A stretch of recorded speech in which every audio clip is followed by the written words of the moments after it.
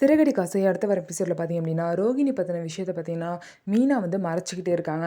ரோகிணி பார்த்தீங்க அப்படின்னா, கிறிஷும் நானும் வந்து செத்து போயிரும் அப்படின்னு சொல்லிட்டு மிரட்டினால, கிறிஷுக்கு எதுவும் ஆயிடக்கூடாது, கிறிஷு வாழ்க்கை நல்லா இருக்கணும் அப்படிங்கிறதுக்காக மீனா பார்த்தீங்க அப்படின்னா, இவ்வளோ பெரிய பொய்யை வந்து பார்த்தீங்க அப்படின்னா, இப்போ வரைக்குமே மறைச்சிக்கிட்டே இருப்பாங்க. ஆனால் இதை வந்து எப்படி வந்து எல்லாருக்கிட்டையும் சொல்கிறதுன்னு சொல்லிட்டு யோசிச்சுக்கிட்டே இருப்பாங்க. அவங்களோட மனசாட்சி அவங்கள அவ்வளோ கேள்வி கேட்கும். நீ இந்த விஷயத்த சொல்லாமல் இருந்தால் ஓ மேலேயும் இந்த பழி விழும். நீ வந்து எப்படி நாளைக்கு குடும்பத்தை சமாளிப்ப? ஓ மேலேயும் தப்பு இருக்குன்னு தான் எல்லாரும் சொல்லுவாங்க. அவ தப்புக்கு நீயும் தொண போற மாரி ஆயிரும். ஒழுங்கா எல்லார்கிட்டயும் இந்த விஷயத்த சொல்லிரு. ரோஹிணி வந்து உன்ன மிரட்டுனது வந்து பார்த்தீன்னா, அவ உன்ன மிரட்டுனா தான் இந்த உண்மைய நீ சொல்ல மாட்ட அப்படிங்கிறதுக்காக தான் மிரட்டுனா. மத்தபடி அவ ஒண்ணுமே பண்ண மாட்டா அப்படின்னு சொல்லிட்டு மனசாட்சி பார்த்தீங்க அப்படின்னா, மீனா கிட்ட பேசுது. ஸோ இத கேட்டு மீனா என்ன முடிவெடுக்க போறாங்கன்னு சொல்லிட்டு வெயிட் பண்ணி பார்க்கலாம். இன்னொரு சைடு பார்த்தீங்க அப்படின்னா, பார்வதியும் அதுக்கப்புறம் சிவனும் சேர்ந்து ஒரு சேனல் ஆரம்பிச்சிருப்பாங்க. அந்த சேனல் பார்த்தீங்க அப்படின்னா, நல்லா வியூஸ் போகுதுன்னு சொல்லிட்டு கேக் வெட்டி கொண்டாடுவாங்க.